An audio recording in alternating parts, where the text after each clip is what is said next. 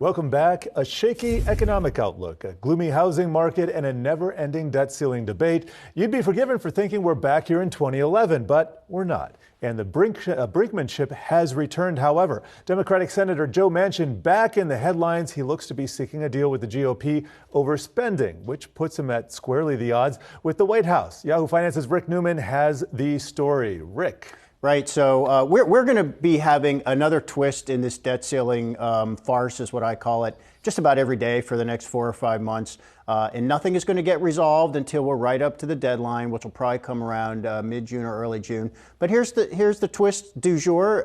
Joe Manchin, the moderate Democrat from West Virginia, says, hey, here's how we can address the spending issues that Republicans are raising. Let's form a commission that is going to figure out what we should do about the reality that Social Security and Medicare eventually are going to run short of money.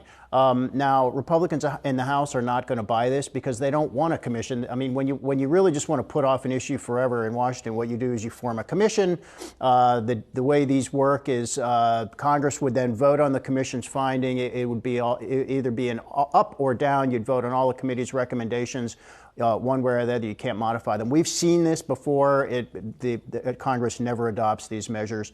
So this is, one of probably what are going to be dozens or hundreds of ideas for what to do about the debt ceiling impasse. But we're not going to get an increase in the borrowing limit again until the last minute because the small group of House Republicans for whom this is a do or die issue want to go to the mat on this when they think they'll have maximum leverage. Yeah, just in this morning as well, the Treasury Secretary Janet Yellen has addressed another letter here to Kevin McCarthy, House Speaker Kevin McCarthy, saying that because of the back and forth here that you were just laying out, Rick, that they're going to be unable to fully invest in the portion of the Civil Service Retirement and Disability Fund required to pay beneficiaries, and that a debt issuance suspension period is going to begin today, Thursday, January 19th, and going to last through June 5th. Of this year as well. So what she's saying in plain English is we have hit the federal borrowing limit. So the federal government now cannot borrow any more money in total.